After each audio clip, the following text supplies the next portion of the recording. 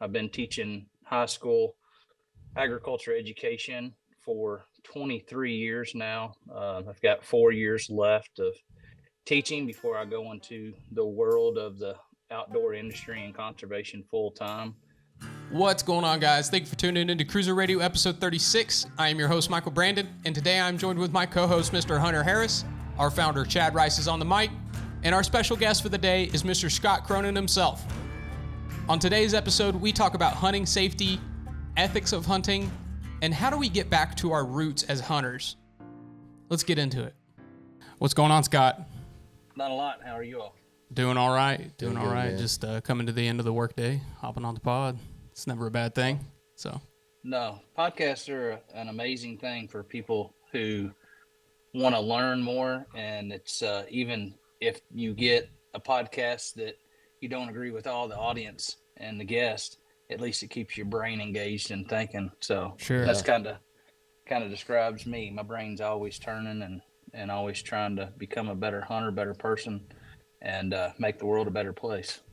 Amen, brother. yeah, couldn't have put it better myself. It's like the modern talk show. You know, you don't always have to agree with it, but if you want to learn a thing or two, There's so always something to learn. there's always something to learn, even if it's just the other person's perspective on something. So, Yeah, strategy is an amazing thing, and sometimes we overlook some of the most obvious things. And I think a lot of times we put a human perspective into the life and hunting that we think things are supposed to be laid out like a chapter textbook, and it's just not that way. And a lot of times when you listen to other people and what they've done, you start to put together that sometimes we either overthink it or we don't put in enough work. And so hopefully we can explain to people today some things that they can do to be better conservationists and hunters, and even better fathers and mentors to young people to get them involved with outdoor recreation. Yeah, man.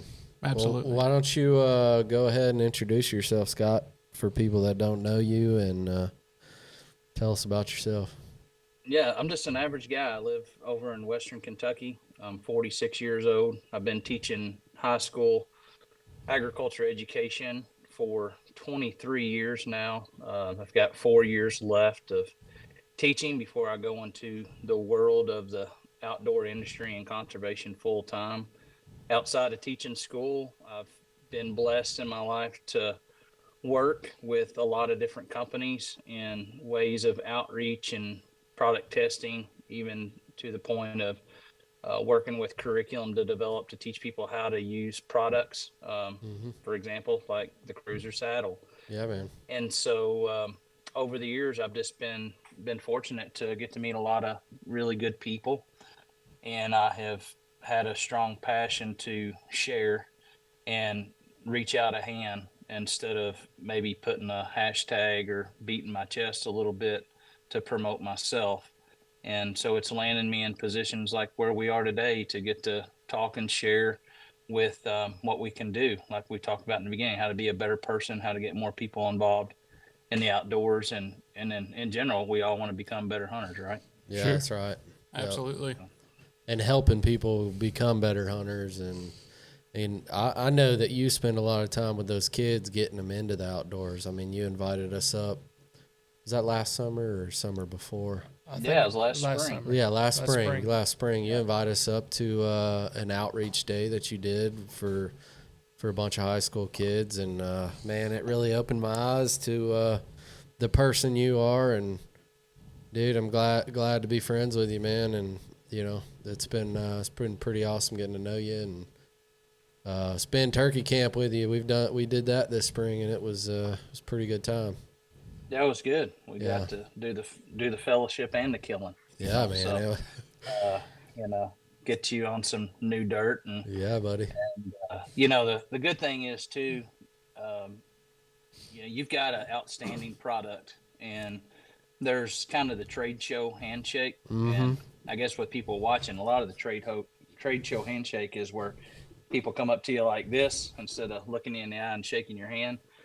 And I knew working with youth that I had to start talking to people that were in the saddle industry, because where all of us grew up hunting in homemade stands made out of scrap lumber and ladder stands and climbing stands, and you've got kids that are walking into the era when saddle hunting is so popular, and they're connecting themselves up in a tree and climbing a tree. And you'd look through all the hunter education manuals, and there was all kinds of stuff about how to connect when you get elevated off the ground to hunt from a tree stand, but there was no content that was related to saddle hunting. And it's Yeah. something that we're going to see a continuous improvement on. And the other thing, behind the scenes, what I do is working with volunteer firefighters and organized paid professional firefighters, game wardens from different agencies about how they would actually save somebody who was maybe inverted or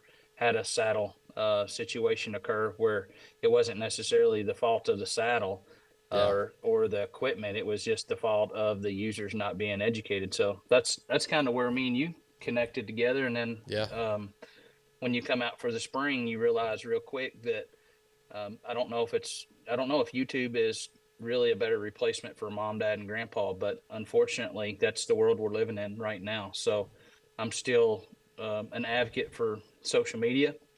I'm an advocate for technology, but you cannot replace your time, energy, and effort giving it to kids, whether it's your own flesh and blood or somebody else's. And outside of kids, there's a whole lot of people that they want to learn how to hunt and fish and be better outdoor men and women.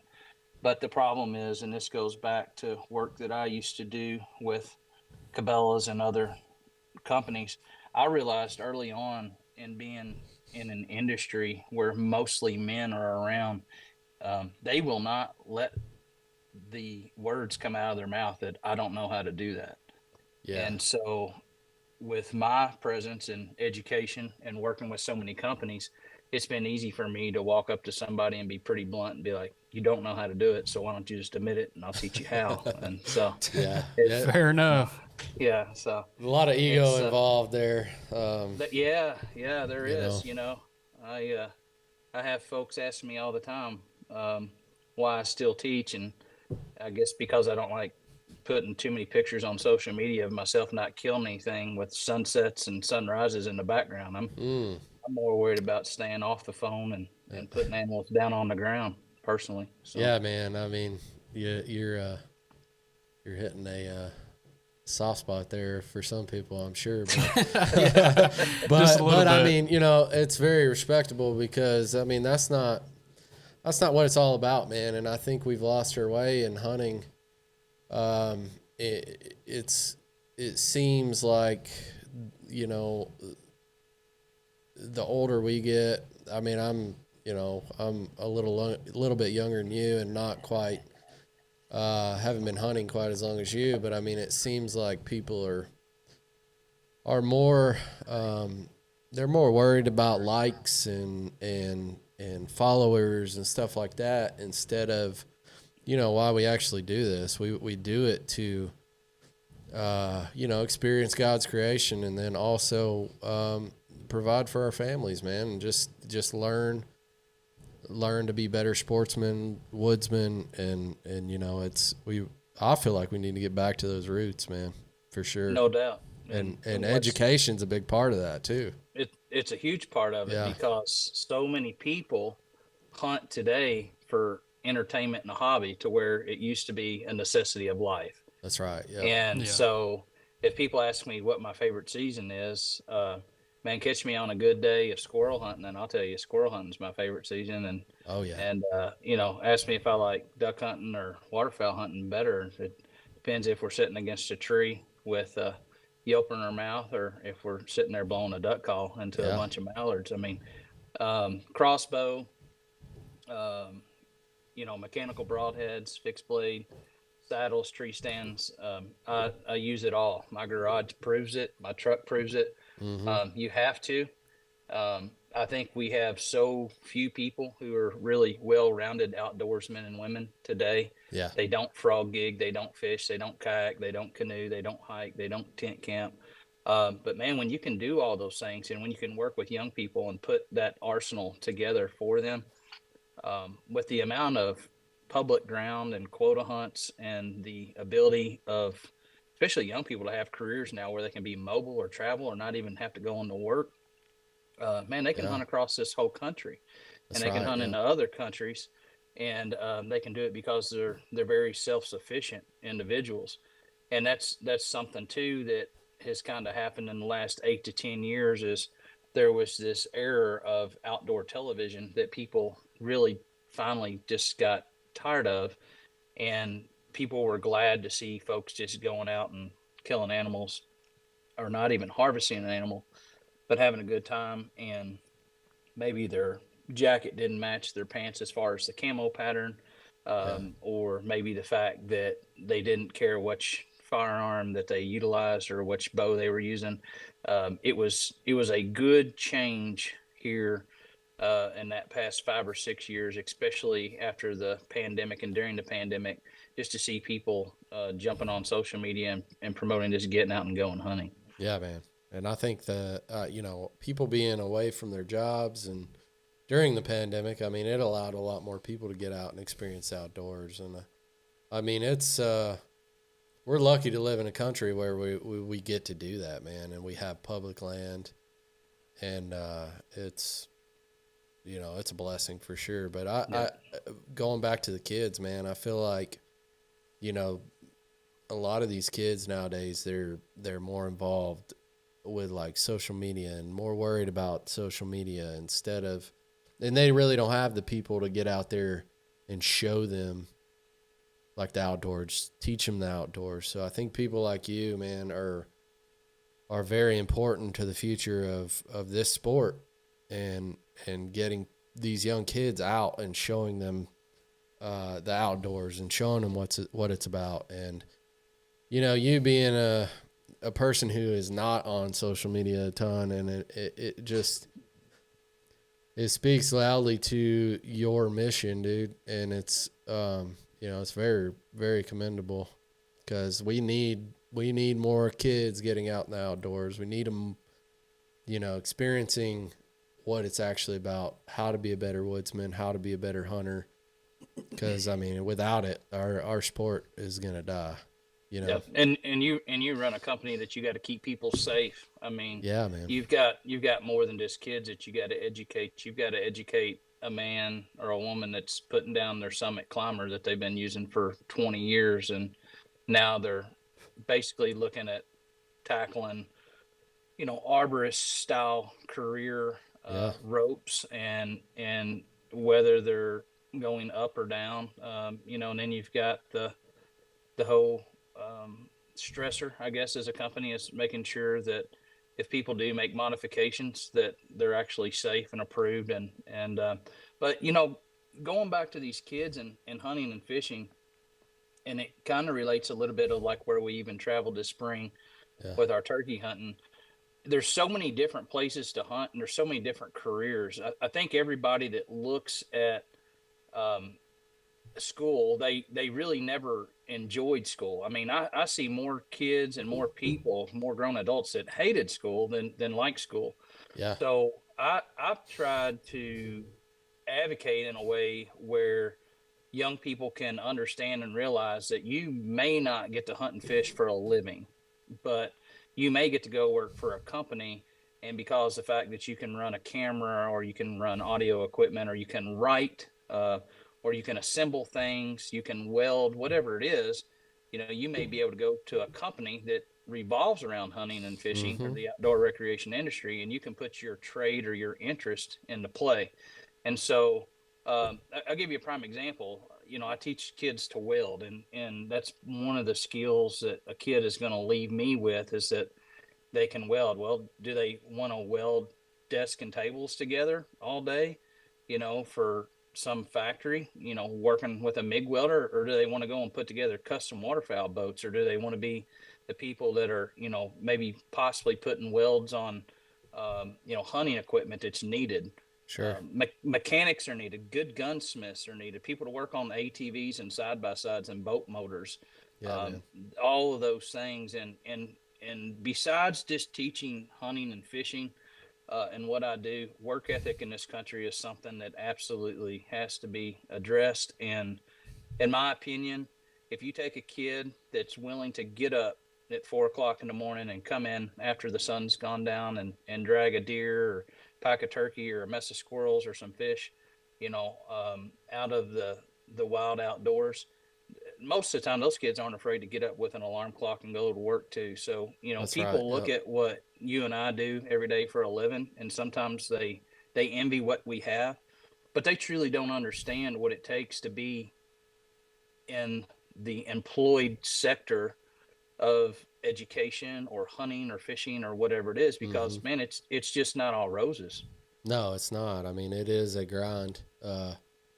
You gotta love it, but some days you hate it too. You know what I mean? It's Well, when you turn your passions into work, it can take a lot away from it. yeah, and that's exactly what I was about to say. It can definitely take a lot away from it, but us being who we are and what we do for a living, I mean, you got to be passionate about it. You know what I mean? No doubt. Otherwise, you're going to get burnt out and you're going to leave it, and Yep. and it's tough, but it's worth it. Yeah. Hunter and I were just talking about this earlier today. When you first get into something that you really enjoy on the front end, once you start getting paid for it, like I've experienced this myself with production work. Yeah. The burnout's a real thing. My biggest piece of advice there is just remembering your why you got into it in the first place. That's right. Yeah. And just, because everybody's going to have bad days, even in the stuff you love. You're always going to have a bad day, but as long as you remember why you first got into it, it's always enjoyable. Yeah, just keep your focus there, Yep. And get outdoors. Like that's right. Yeah. I mean, even though you're employed or you're doing work or you're advocating for it, like it is so nice just to go and hunt and leave your phone off. It's nice just to go hunt. Man, it's phenomenal just to go hunt, and you don't have any type of strategy or objective. You just go because you're truly out in an environment that's going to help you. And that's the other thing too that's so important is we live in a society right now where everybody wants to medically condition people with all of this mental health or depression, or they want to look at what's wrong with kids. Kids are not your kids, Chad, my kid, anybody's kids. They're putting a child in an exact location saying be quiet, sit here and don't do anything, and you're waiting for a disaster. They need a paddle in their hand. They need to be swimming in a lake. They need to be looking for worms to catch the fish. They need to be shooting their bow and looking for their arrow where they miss. They need to learn how to judge distance and get confidence and build their muscles up, and be self-sufficient individuals. Yeah. And in my opinion, if more people would get outdoors and if more people would embrace being on the water and in the woods, this whole aspect of mental health and depression and all this in young people, you would start to see that really slip away. I think kids are truly not getting engaged in the outdoors enough. Yeah, I Adults agree with as you. well. I agree with you 100%. Being a dad and,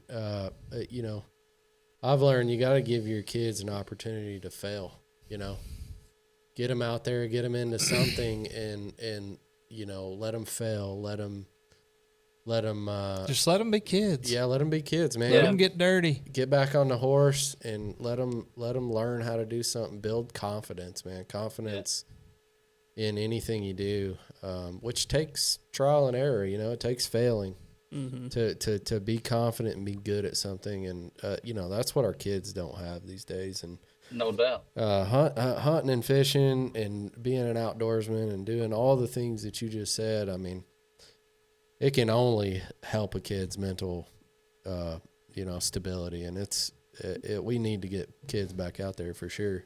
Absolutely. I guarantee you a mountain bike, a kayak, or, even if you're just putting a kid up in a saddle, all that stuff is better for them sitting on a couch with a handheld device. Yeah, or a Amen. video game controller in their hand for sure. Yeah. It'll never hurt you to get out more. Yeah. No, and it's good to travel like what we did this spring, because you get to see. It's not only good to improve yourself as a hunter, to look at the different terrains and topography, even sometimes chase different species. It's just good to see what other people are doing in other places. Yeah. And it's good to, you can pick up something from me. I can pick up something from you. We can kind of see where the world's at. You've got a company, and here you are in Tennessee, but maybe when you are in New Hampshire, Vermont, or Maine, or wherever, Indiana, maybe you're thinking like, oh yeah, I can see where this would change something that we need to do with our company. I think it's the same way with kids. It's really sad that you have kids that have never left their county or even their home state. There's so much stuff to do. Everybody wants to run to Florida and take their family on vacation, and there's nothing wrong with that. We should all do it. Yeah. But there's also national parks, and there's all kinds of different things to see. But zoos are full of kids, but yet you don't see a whole lot of national parks full of kids with binoculars up to their eyes. And it's like, what's going on here? And every baseball field and football field is full with kids practicing, but you don't necessarily see every backyard filled with a kid shooting their bow and arrow at a 3D target either. So we've got a lot of work that we need to do. Kids want something to do.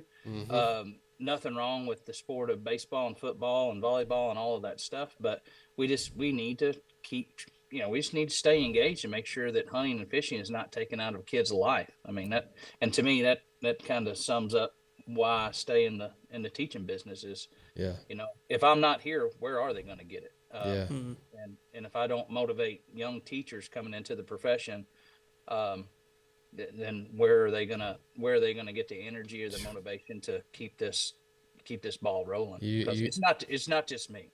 You got your work cut out for you there, though. I mean, the school system nowadays is a mess. We talked a little bit about that on the trip up to the Northeast, and it's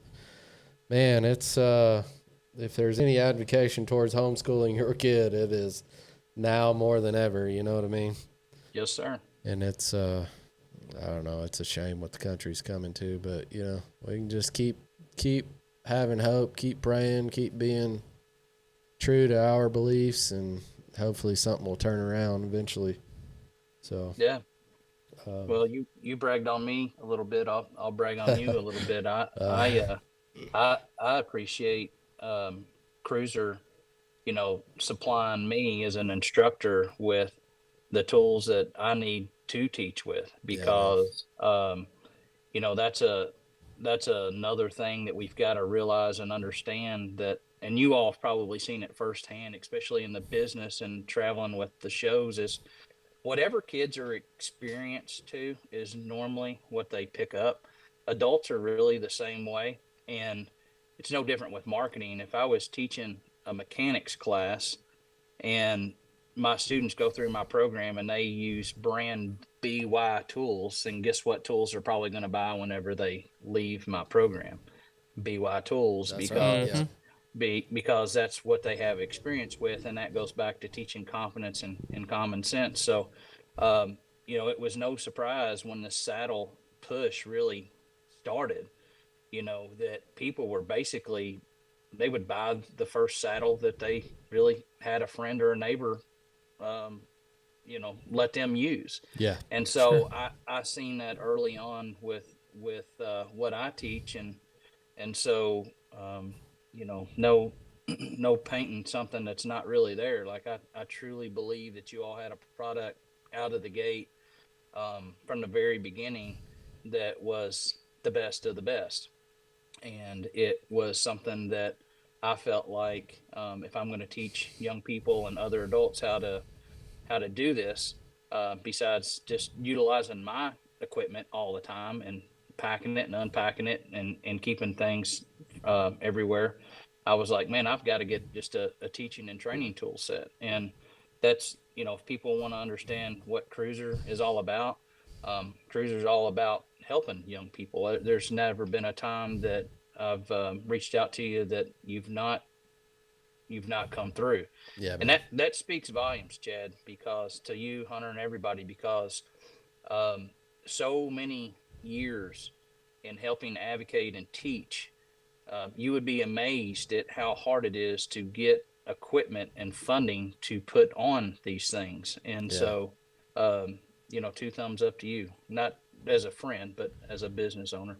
Wow, we appreciate it, man. And yeah, we're I'm just a normal dude. Like you said earlier, you're a normal guy. I'm just a normal guy. And, I just, I put in a lot of hard work, but I was blessed to be able to do this for a living. And, I want to give back as much as I can. And, like I said, I think the youth is, it's very important to get them in the outdoors and teach them right and teach them how to be good outdoors men and women. So happy to help. And we're getting older every day. Yeah. I feel it. Believe me. we're not the young men that we maybe think that we still are. Yeah. So. Yeah. Oh yeah. Sleeping in the back of a vehicle up in New England. That was pretty rough. But, starting to feel it. Yeah, for sure. I was really glad that you had a good turkey season though. Dude, especially with the amount of time we got to hang out, and that. Yeah, man. That kind of turns the page in this interview, because you can't be selfish in this sport, and there's a lot of guys and gals out there that really want to be, but you have to realize that as you progress through this hunting and fishing outdoor recreation life that we live, there is a point in time where you actually have to pass things on, and you have to find the right group of people to pass those things on to. Mm-hmm. And I respected you enough to invite you to come and do some hunting with us and some public and private grounds and see some different parts of the country. And I'm glad it met your expectations. Blew my expectations out of the water. You kind of sold it a little short there. Yeah. And then it ended up being way more than I expected. So I appreciate you selling it short, because it definitely it blew my mind whenever, we went to Indiana first. And then we didn't think we were going to make that New England trip work earlier this year before turkey season started. And then it just kind of, it kind of lined up, and it actually worked, and it was pretty awesome. It's amazing what a little bullying with some text messages will do to get somebody to buy an airline ticket, So. Yeah, that's it, man. That's it. Well, what as far as Indiana goes, man, did you killed one right off the roost, didn't you? Well, I killed one about 9 that morning. Yeah. I guess out of the camp, I was the first one to find a little bit of luck, and right. Things were good. I mean, turkeys were just being turkeys, and I had a little element of a surprise on where I was at on basically the border of private and public. The evening before roosting, I realized my game plan was going to be a little bit different than years past, like anybody else. Whether it's a honey hole or people just go off of what they've learned from past content and having that intel. I ran into a small scenario there that turned out to be actually pretty good, but yeah, had a phenomenal hunt in a section of hardwoods, and I believe Nick from the THP ended up going right back in there and killing another bird just a couple days later.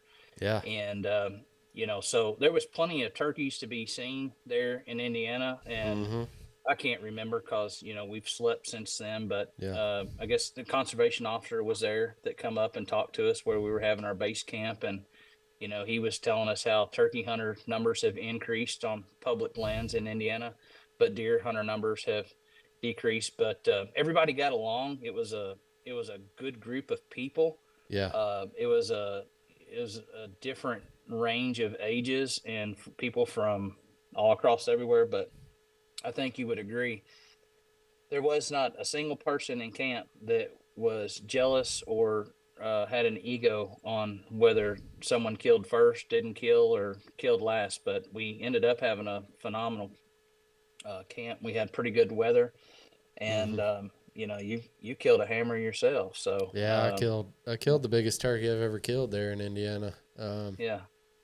Yeah, it ended up being. Did we weigh it? I don't think we weighed it, but it ended up.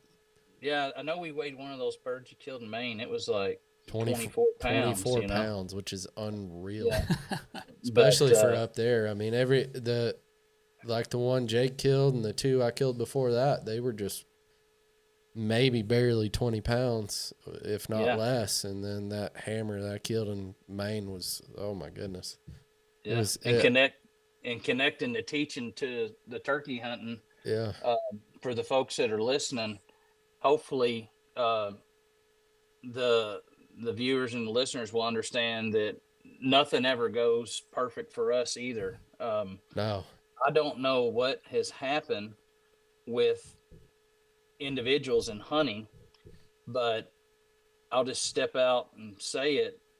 If you're hunting private ground, number one, if you go up to the landowner and ask to hunt, be respectful enough to ask if anybody else is already currently hunting the property. Sure. And if they are, be mature enough to ask for their name or their number or a way to contact them so that you don't interfere with maybe what they've had going on for years or months before you have. Yeah. And when you hunt on public ground, stop crowding people.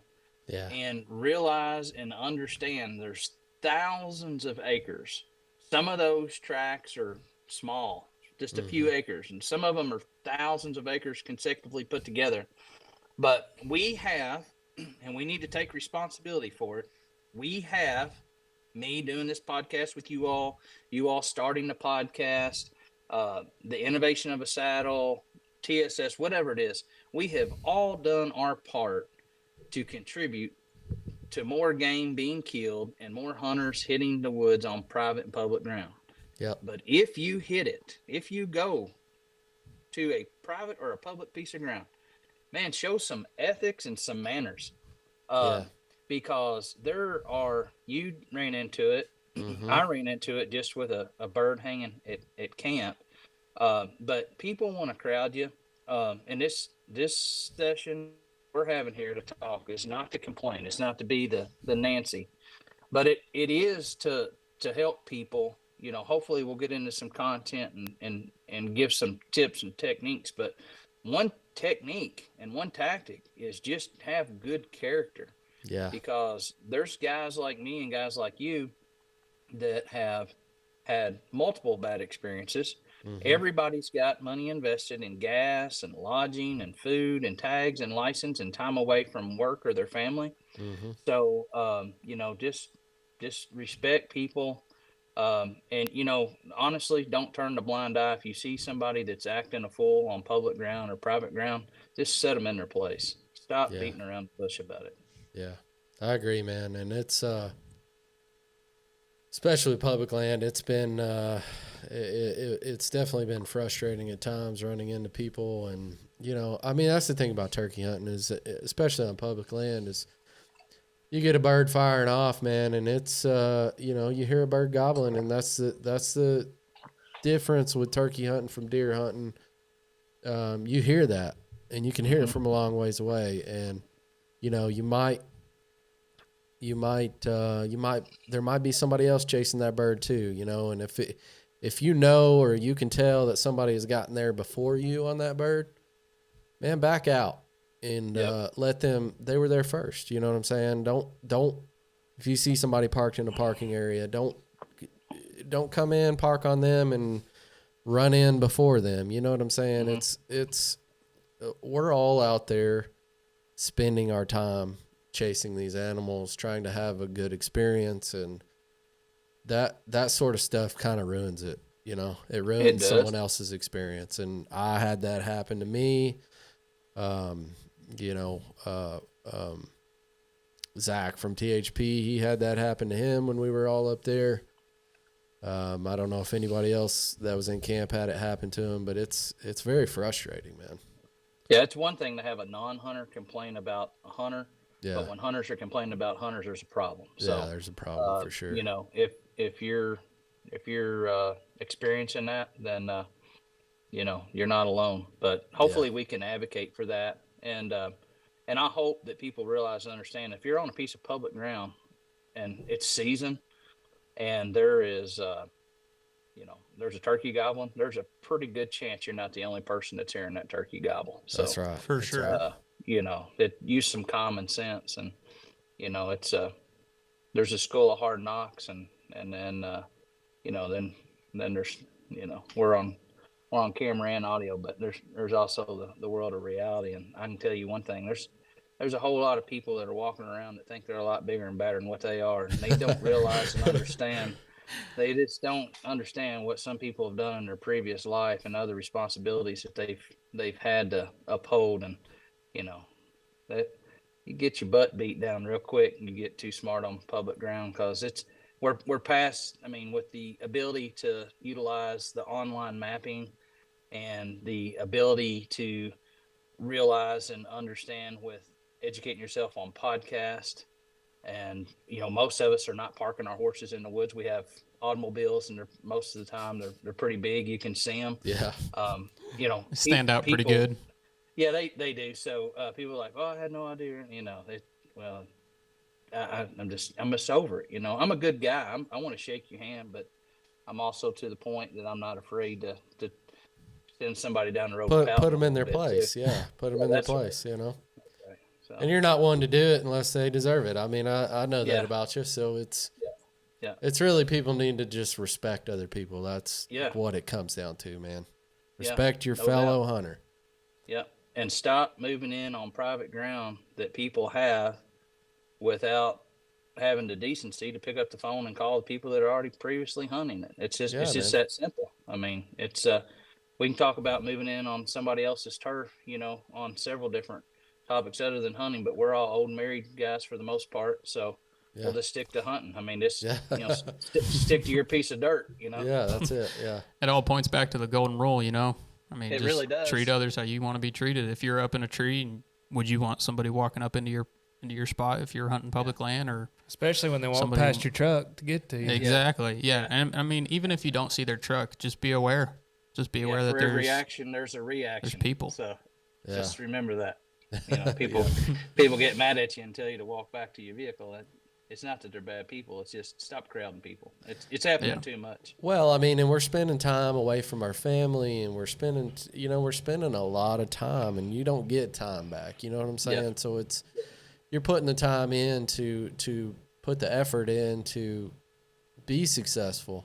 And most people don't have a luxury of having a lot of time to hunt either. To get out in the woods. So it's like you're spending the limited time that you do have. Yeah, time's precious is what I'm getting at, and people are spending time to try to be successful. And if you're coming in and you're thwarting that, it's you gotta realize people are gonna get upset with you. Mm-hmm. And true sportsmanship and being a sportsman, most people who have taken the time to scout and taken the time to plan these trips, when they see someone else's vehicle, they move on. They have a plan B. They have a plan C. They have a plan D. So a lot of times I think it's a lot of folks that are kind of new into the hunting. Yep. I think that they're kind of shooting from the hip on whatever their plan or their strategy is. And I don't think they've played on the field too many times where they realize if you're playing on someone else's field, you play by their rules. And that's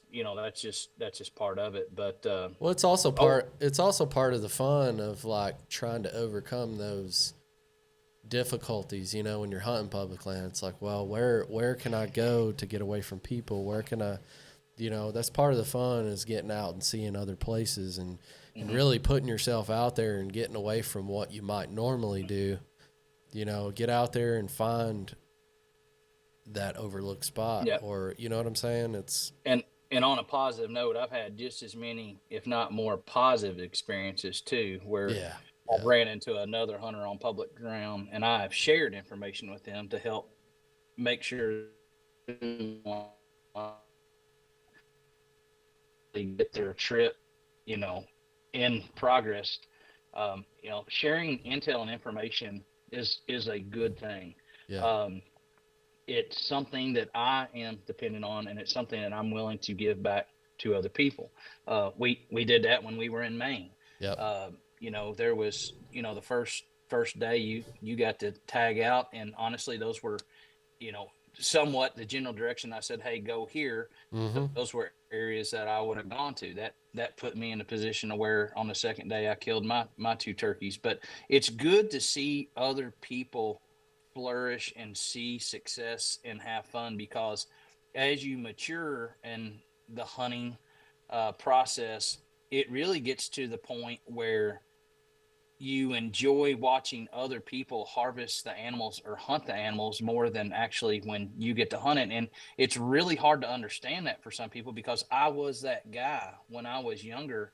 It was all about me. But I don't know what it is. I don't know which day it happens or how many years it occurs or how many animals you have to put on the ground or miss.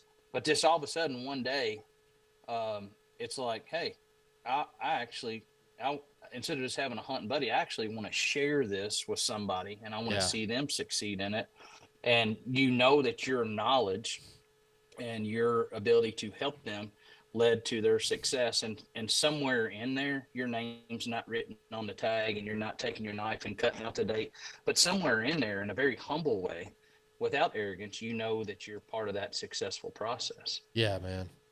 And I'd say that's when you really fall in love with it. Yeah, and that fills you up more than punching the tag, man. Yeah, I know it does me. No doubt about it. You know, if I can share camp with someone, and you know, I can give them a tip, and they make a successful harvest, even if I don't give them a tip, you know, and it's just about rooting your friends on, really, you know, and not just your friends. I mean, just other people.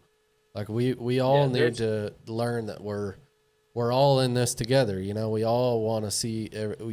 I want to see everyone succeed, you know. So, and coming from a perspective like of my own, with somebody who's definitely a lot newer to hunting and the outdoor sportsman lifestyle, in comparison to like some of y'all, I've learned more. I've been blessed, first off, to just be thrown neck deep into the industry and learning from a bunch of people really close, but. Like I've ran into people like what you were saying, Scott, onto public land, and as soon as I saw them, I started to back out, and then, you know, I'd meet them at their truck. We may be walking out at the same time, and they'd give me like, oh yeah, you know, I usually hunt over here, but I've seen traffic over there. You might want to go check that spot out.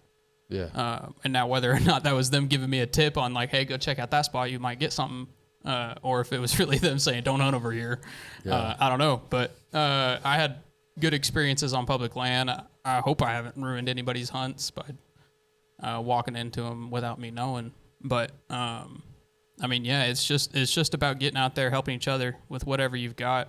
I mean, I've not been in it for very long. I think this is probably my 5th season. And I've had a couple friends already ask me, they're like, hey, could you teach me how to hunt? So, and I always point them to other resources just because I don't feel like I'm in a spot to teach anybody, but I'll point them to resources like, I mean, you've learned in the last 5 years, I'm sure you've learned something that you can help people with, you know. For sure. You know, we all get bits of knowledge from different sources, and it's, you know, pass it on. It can definitely help. I mean, it may not be something significant to you, but for someone that doesn't know what they're doing. Right. It can be significant, you know. So. Yeah. Pretty much the only tip I've got is make sure you get some kind of online scouting tool. Yeah. That's like, and get your license. Yeah. Here's the link to the website. Yeah. Scott, what would you say is the main reasons for why we're seeing kind of a decline in hunting interest, especially in the youth? Family. Family structure is the main thing. Yeah. And lack thereof. Drugs. Yeah, drugs. Technology, I would say, has got a big thing to do with it too. For sure. Yeah. Every kid's got a phone in their face nowadays. Lack of time, you know. I mean, there's people that hunt, but they don't maybe hunt like to the level that we do. Access, and I'll give you an example. You know, I've had to chase these numbers my whole life, and what I do outside of teaching school, working with these game agencies and trying to help organizations and companies. I do not think that, I mean, there's more people deer hunting now than there ever has been before, because people don't have the amount of deer to hunt back when hunting was supposed to be so popular. So your question I take in all respect, but I also call bluff on it, because I think a lot of times we don't realize how much money is connected to the hunting of license sales and tags. It's expensive. So there are more deer hunters that are hunting now. There are more turkey hunters. I think there's more waterfowl hunters because we a lot of that game wasn't around, right? When our grandparents were around, they weren't killing deer or shooting a whole lot of turkeys or ducks. And I don't believe the history books either. And that comes in the fold right now with the wild turkey. I mean, have you ever read a school book that didn't say that game numbers decline because of overhunting? I mean, I feel like that's a big liberal approach to advocate to be anti-hunting. I mean, right now we're having a decline in turkeys in a lot of states. Yeah. I mean, I don't really want to be a diehard turkey hunter in Louisiana, Mississippi, and Arkansas right now. But it's not because they're overhunted. But I hope that in 20 years, whenever we go back and we read the books, I hope that it's not written that the turkeys declined in the Southeast during this era that we're living in right now because of overhunting. Yeah. But to answer your question, mom and dad are both working away from home. Yeah. Kids are not growing up on the farm, and we play more sports now than ever before. It is so many different things. But let's not avoid it. Firearms and bows and knives and all that stuff, it's not promoted in America today. No. Like we were talking about, let kids get dirty. I mean, did any of y'all ever sharpen a knife and cut yourself when you were a kid? I did. Yeah, I got the scars on my fingers to prove it. To say, yeah. You know, I mean, when's the last time that you went to a kid's birthday party and you seen somebody passing out a pocket knife to a kid for a birthday gift? I mean, honestly. Yeah, That's that don't true. happen. Yeah, it don't happen. You don't see it. And you know, it goes back to this traveling thing. When you travel, you really do realize and understand that people think differently. Like diversity is more about things than just some type of religion or what you put on your plate. Like people just think differently. And so I think what we've got to realize and what we've got to understand is that we're all blessed and fortunate. I'm an agriculture education teacher. That's my main trade. I can go and do any career, and any kid can go and do any career they want to do because we no longer have to worry about being self-sufficient individuals. We can go to the grocery store and we can go to the retail store and we can buy anything and everything we need. That's right. Yep. Well, we live in town. So what's taken away from the hunting population as well is a kid can't, a kid walks out their back door with a 22 rifle out of an apartment complex, the cops are there, right? Yeah. Or they're trespassing on Real city quick. ground where you can't even discharge a firearm inside city limits. So there's more to it than what meets the eye. You know, we're all friends, but we didn't grow up together as childhood friends.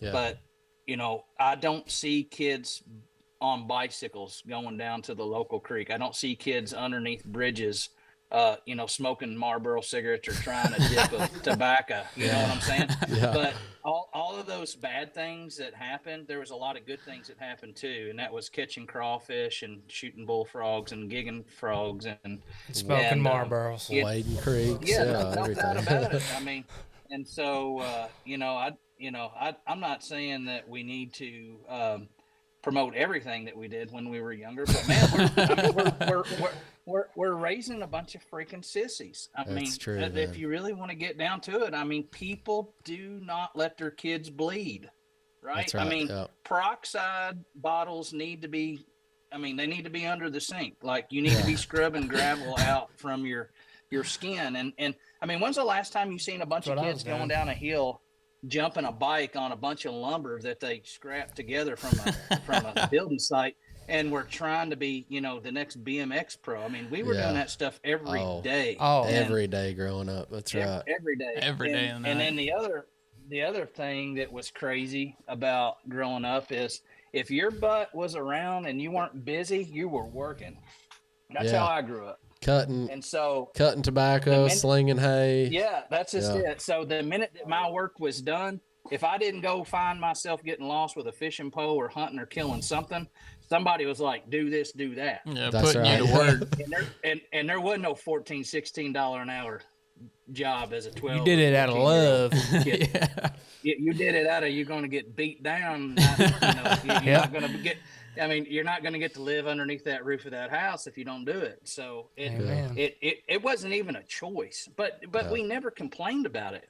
I mean, when we were done with working on the farm, we were going to the ball field, and when season was off with athletics, a lot of times we were out hunting and fishing, and we did everything. That's the biggest difference that I see. And even these youth that I work with, they want to kill a big Boone and Crockett deer, a big Pope and Young deer. But honest to God, they really don't have any drive to just go and catch a bluegill or shoot a squirrel or gig a frog. Or kill a doe. Once you show them, shoot a doe. And we'll really tackle that beast here in a minute. But that absolutely is what they need.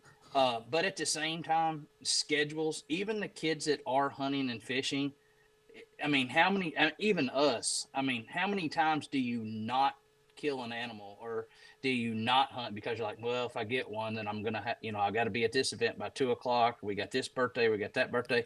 I just feel like we're busier than ever before. And I do not think that our great grandparents, I do not think they process as much up here mentally. And I don't think they use these things as much and these fingers as much on technology. I know that for a fact. And I think it's screwing us up. It is, man. And technology has been a killer of being outdoors and just being social. Yeah, and being social. That's right, man. Yeah, it's the country's worst addiction that we've ever seen. It is. It really is. To everybody. It has been the downfall of our country. Yes. It really has been. And you remember, I graduated high school in 1996. Yeah. I had Louis the Lightning Bug and Dare and all these programs come to school. Dare. And we got to worry about people drinking and driving. Dude, if you get on an interstate or a back road, let the drunks on the road. It's these people on their phones, dude. They are everywhere. Yeah. Everywhere. Oh yeah. And you look at 18-wheel trucks, they're going down the road and they're all over the place. So that kind of gets away and gets off into the weeds of what happened with hunting. But the phone, instant entertainment, that's how kids entertain themselves. We self-entertained ourselves. Let's just face it, we were always doing things when we were younger. And the thing that was different about our generation versus the generation today is we knew if we got caught, we were going to get in trouble, but we still took the risk. Yeah, that's right. Get in trouble, getting beat. Yeah. It's like we knew what we were getting into was bad, but we also knew it was fun, and we didn't worry about the consequence. We worried about the good time. We knew the consequence was coming if we got caught. Yeah. Well, that about, letting kids grow up and those scratches and those bruises and common sense and all that is what this country needs again. Like, you have people, you want to talk about hunting and fishing, and we'll stop this tangent in just a second. But you got people that got a riding lawnmower, a 0-turn mower in their garage, got a 14, 15-year-old kid, and they won't even let their own kid cut the grass, and they're hiring a landscape company to come mow their yard. How do you fix that? I don't know. Yeah, I don't know either. I don't know. These adults have got to let these kids be kids and live and grow up. Because, man, if we do not let kids fail, like Chad was talking about, it's not that you want kids to fail. You need kids to be able to fail in a safe environment. That's right. Yeah. And if you can do that, that's the key. Then that's what a mentor is. You've that's got right. to have that environment where it's safe to fail in. Yeah. There's no learn from it. Yeah, there's no other you learn, man. You gotta have adversity in your life. Yeah, to grow. Being a kid and organizing your tackle box and going to the store and getting a new pack of worms that had all the oil all over them. Oh, Dude, yeah. I was that smell and that happiness. Oh yeah. I didn't want no sugar daddy. I wanted to pack a plastic purple worms to go throwing. Some of them Zoom trick worms, baby. Throw it in your neighbor's pond. Is that what you said? Yeah. Throw it in your neighbor's pond. Go catch their fish, and then put them in a bucket and go stock another pond where you fished the other day that there wasn't any fish in it. we were all biologists when we were younger. Hell, we were riding bicycles down the road, Transplanting with fish 5-gallon and buckets. Yeah, we were taking, and I mean, we were spreading disease across this whole country. Oh, I definitely was. I mean, you're describing my childhood to a T, man. Oh, dude, Yes, funny. yeah. Yes. Yeah, so- yeah, I was trying to catch the biggest crawfish to see if it would lock onto my buddy's ear. Yeah, exactly. I mean, those stages, like I'm past that. I've matured, but you know, a kid needs to go through a stage in life where they're putting a firecracker down a frog's throat. I mean, it's just, We just need to take the forget training about wheels this. off quicker. Hey, listen, it sounds horrible because I'm trying to promote outdoor education, but listen, those bad things that we all did, and we did them. So let's go ahead and get that out there. Amen. It taught us to be explorers. It taught us to do things on our own. It made us independent, and we were not afraid of the dark.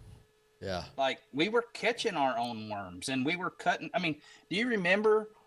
I mean, it's a little bit off from the hunting too, but do you remember just taking a fish when you were a kid and just cutting it up with your Rambo knife, and now you were catfishing? Like, you catch one, the next thing you know, you're putting a hook on that's big enough to catch a shark in the farm pond. Yeah, exactly. And if you got a turtle, you were happy. Oh yes, dude. I mean, Exactly. I mean, we all. I mean, I have not always grown up with people sending matching camouflage to my back door asking me to wear it. There was a point in time where my rear end got busted from my mother for going outside and playing in my good clothes. That's you know? right. And so we have just absolutely lost that in a lot of places, not everywhere. And if people don't believe it, you don't see bicycles laying in front yards. You don't see bicycles at bridges, and you don't see a whole lot of kids. You just don't see a whole lot of kids being rogue little rebels. And I mean, can you imagine where we would have gone as a kid if kayaks were around like they are now? Holy Jesus, we'd be in the ocean by now. Yeah. I mean, guarantee it. I'd probably have to knock on somebody's door and say, "Dad, come get me." We don't know where we're at. yeah. You know, and 3 cities over. Yeah, I also grew up at a point in time where no one told me anything other than be home at dark. That's You know? right. Yeah. Oh, dude, yes. I mean, there was no Life 360. I mean, there was no implanted GPS chip into a dog or a kid, or I mean, you got lost, it was your fault. You were on a milk carton. Yeah, there's times unfortunately have changed. Yeah. So I mean, it's a different world out there than it used to be. I mean, it ain't. Once the good again, old days, technology, man. They can, if you're on social media or something, man. These bad, evil people can pinpoint your kids. Well, there's a lot of ideological stuff out there that's brainwashing people. There's a lot of, it's just, man, the world's evil, and it's just getting more evil, and it's, it's too complex. Yeah, and it's showing too in our trades too. Yeah. I mean, how many plumbers do we have? How many electricians do we have? We don't have hunters. No. We don't have plumbers. We don't have electricians. We don't have people building houses. We don't have many people farming. It's just not hunting. So, when people listen to this and going back to that, I do not think there's as many people that are quail hunting today as maybe years ago. I know for a fact there's not as many people rabbit hunting and squirrel hunting as years ago. But that whole question, going back, man, just beating a dead horse in a lot of ways, is what's happened to the amount of youth hunting. I don't know. I don't know if we've really lost the number of hunters as much as we want to. When I was talking about the numbers and the financial connection, I don't think people realize and understand that there is so much federal and state money connected to tag and license sales that, hunting is such a revenue for government agencies. Yeah. And, 1 minute you've got, it seems like the non-residents in states have more respect than the residents. And that's true because of how PR dollars are matched. And we'll get into that another program sometime, but don't think for 1 minute to, government agencies want money from hunting. That's why they want people to hunt. Yeah. Government also needs people to control game. We do not realize how important that is, especially with urban sprawl and with the population and influx of people. Like, we need to make sure that our animals are in the right carrying capacity and population density, because I mean, there's a lot of auto deer collisions. There's a lot of animals besides deer in other parts of the country, moose and antelope and elk and all those things can be hit with a automobile as well. Farmers are, they're trying to produce our food. Yes, Yeah. they have taken the habitat of the wild game, but at the end of the day, not a one of us on here is not, dependent on a grocery store, because we all are. Yeah. And Yeah. so we need those things. And then the other thing that's taken away from hunting too, that relates to all that is, we do not put game on our table as much as we used to. And That's I right, think yeah. that has taken away from, I mean, think about it. You'd be a 11, 12-year-old boy. I mean, can you imagine your mom saying, "Hey, go out and kill us a few squirrels. We got to have something for dinner tomorrow." And that was real. That was not something that we watched in, a movie or read in a book. I mean, Lived that was it. just, that was a way of life. And That's right. Yep. people don't raise a garden either. So it's, Yeah. there's a lot of things that are connected back to this hunting, and it all goes back to us being so dependent on other people's services. Yeah. Got to get back to being more self-sufficient and, Get back into living nature. that life. Yeah. Yeah, just getting Yeah, back into nature. That's our roots. That's where we I came enjoy from. it. Yeah. Well, what about speaking of hunting, man? I mean, we're ending turkey season here. It's pretty much done across the U.S. We're all gearing up for deer. Yeah, I'm getting Yes, sir. excited. You and I have talked a few times on the phone how excited we are for deer hunting and deer season. I mean, what's your game plan this year? My game plan, keep my wife happy. I love her to death. Number one. Yeah. Show up to work, make sure that I do a good job there. Yeah. Serve my my people, my community, and then use every single minute and available dollar I can budget to hunt and fish in the fall, and Yeah. especially on the whitetail side of things. I absolutely, I love deer hunting more every year, and I did go through a burnout period with my whitetail hunting, and it was when I was really just focused on killing big deer, and I did it, and I did it really well, but I wasn't enjoying hunting. Yeah. And one of the things that we chatted a little bit about before we started recording is how important killing antlerless deer are, and that's really what's on my agenda. I will hunt, and like anyone else, I will take the opportunity to harvest what I consider a trophy or my buck tag, no matter what state that I'm in.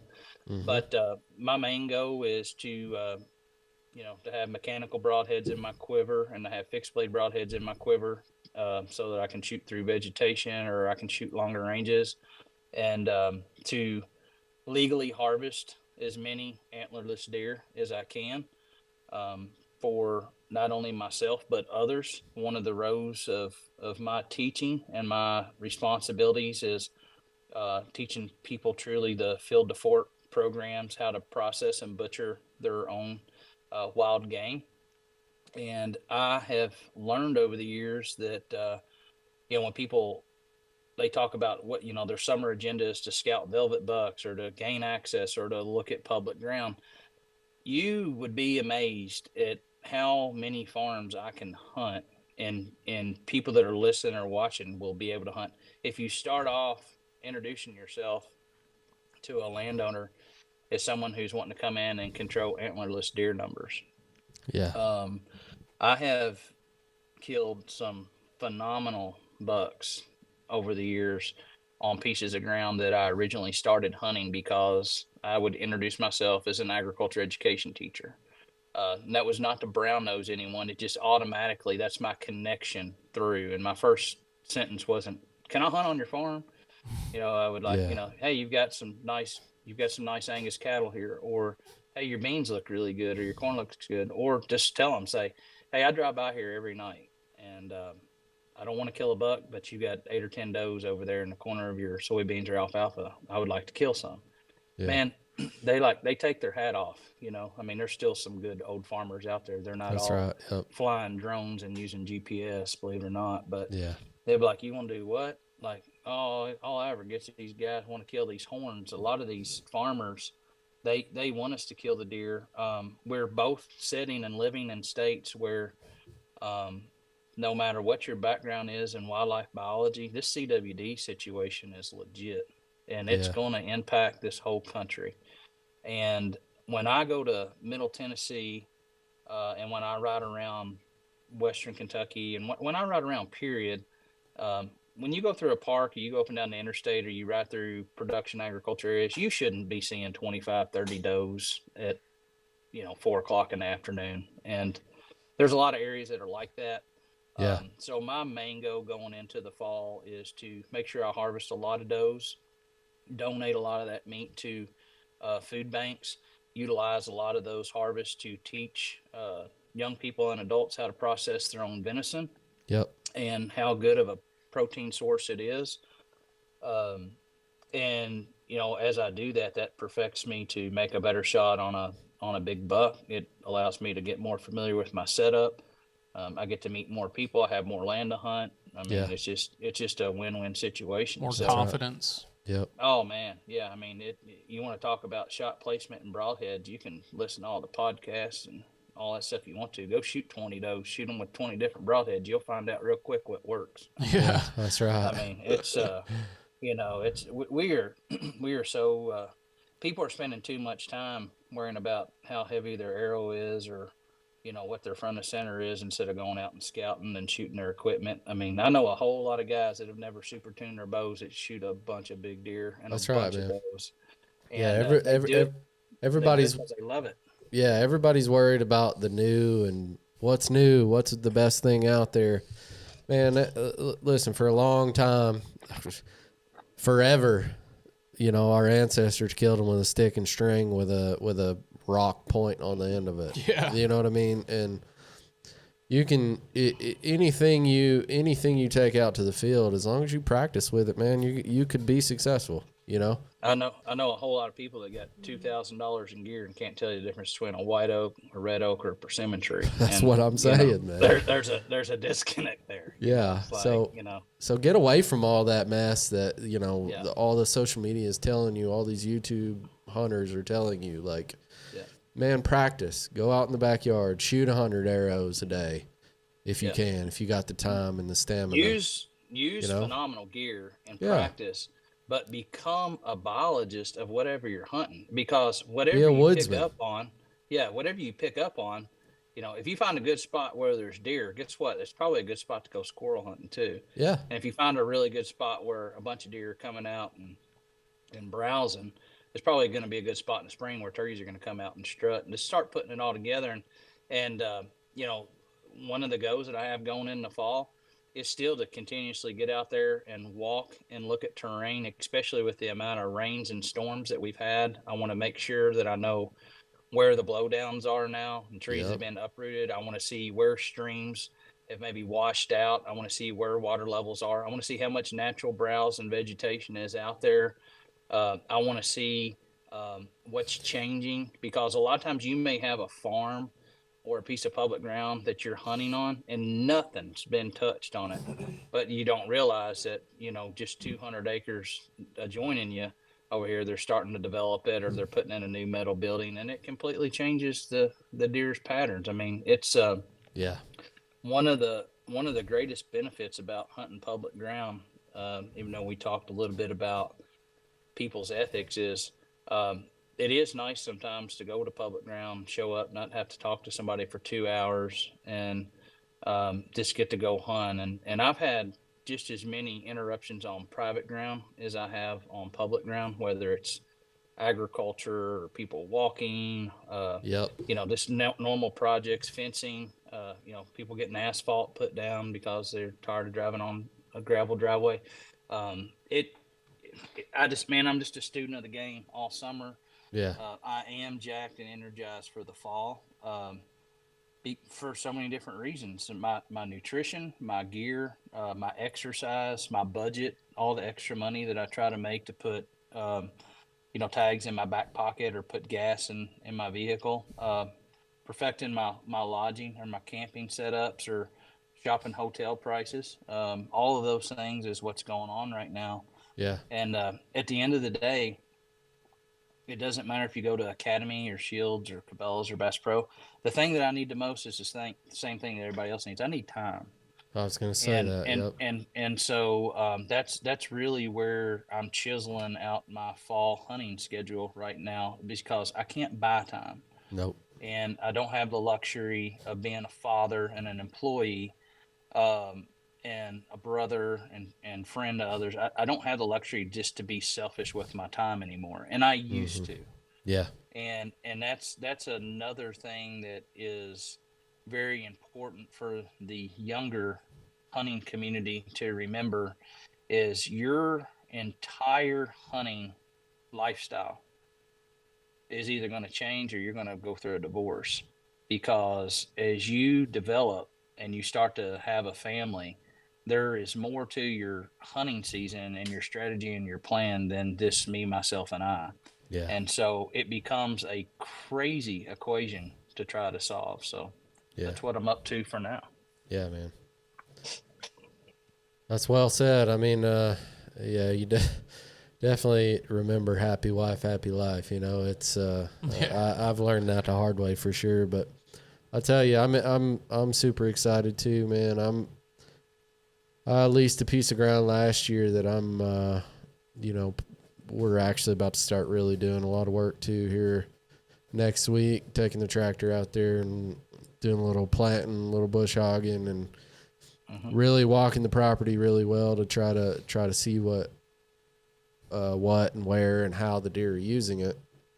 But yeah, man, I'm super excited to get out in the woods and get in the tree and just get still and get quiet, get away from. Get disconnected. Yeah, get away from the everyday like rat race that we all live, you know. I mean, that's what I love that about deer season. You know, you get time to just sit, think, talk to God, enjoy creation, see things wake up in the woods, and just it's And I'm happy, and I know you all are too, but maybe there's some people out there that aren't. But there's there's something very majestic about the dew, the sounds, the process that we go through. But man, even when you have animals that are in on you and they're naturally going through their life and they don't know that you're there, that's enjoyable, and it's something that's not talked about a lot either. And with the company that you have, it's something that people probably need to understand. And I don't I don't think people really understand and realize how smart wildlife is. And it's not only the creatures that we're out there hunting. So we're focusing on whitetails right now, but I don't think people realize that sounds that birds make and actions that squirrels do. I don't think they realize how much other animals feed off of that telecommunication system that they have. yeah, So it's this time of year is a great time of year to strategically plan how your entry and exit routes are. It's good to pre-trim stuff. It's good to start figuring out how many animals you're going to harvest off of a piece of property. But more importantly, it's a really good time to go through the process to make sure that when you're harvesting these animals, that you're truly respectful for what they're providing to us, not just the entertainment, but the nutrition and managing the land. It's just, it's it goes back to that teaching thing. I never had a teacher like myself. No one ever told me that I could make a living and I could be extremely happy in life managing trees and forages and browse and brambles and all of that. It just excites me every year. And it, as I age, I realize that I want to keep myself in shape, and I want to I want to make sure that I'm ready for the next season because I'm addicted to it. I mean, I am absolutely flat addicted to it. Yep. And it's just, man, it just keeps feeding me. I'm hungry with it. So. Well, man, that's I feel you, dude. I share the same sentiment. I mean, it's pretty much a way of life for us here, and I know it's a way of life for you. And yeah, but I think, Scott, that's a great spot maybe to end this, and we can definitely. I definitely want to circle back around with you and get you on another episode for sure. And we appreciate it, dude. And we're looking forward to spending some time with you this fall. And yeah, brother. Well, hopefully we'll spend a little time shooting some fish here in a couple of weeks. Yeah, hey, Yeah, buddy. we got a buddy there right now, and he's sent us some videos, and they are. Dude, he just sent me a message, said they killed over 1,000 pounds in 3 hours. Yeah. Yeah, it's insane up Wow. there. Well, listen, you've always got the invite here. Yeah, and, brother. You as well. You know that. You and the crew, and Yep. we got to get Hunter to start joining us. I cannot believe he didn't come to Indiana because he got a pedicure. Like when you told me that story, I was like, he did what? Yeah, Oh my God. you know how it is when you got them little ones. Yeah. They're I love them, but boy, I'm telling you what, both Keep of them you at busy. both of them at the same time is. Listen, It's tough. Yeah. it's Yeah. We know. it'll test is. that patience. Yeah. But I appreciate y'all having me. Of course, brother. I hope people enjoy it, and we'll come back with them with some more tips and tactics talking next time. But for right now, I'm just going to close out by saying, replace YouTube in a kid's life or replace YouTube in an adult's life, and actually engage in teaching somebody how to do something that you're passionate about and that you love. Yeah. And realize that it takes more time, energy, and effort to teach somebody else how to do something than it does yourself. So That's right. be ready for the challenge that's ahead. I mean, the most valuable thing we have is time, man. And that's Yes, the sir. most valuable thing you can give someone. So go out there, spend some time with somebody, and teach them, man. Sounds good. You all be safe. We All right, appreciate Scott. it, See you, brother. brother. Thank you, man. All right. Right on. Well, I think that's a wrap. Appreciate everybody tuning in and listening to another episode of CRÜZR Radio. And we'll catch you on the next one.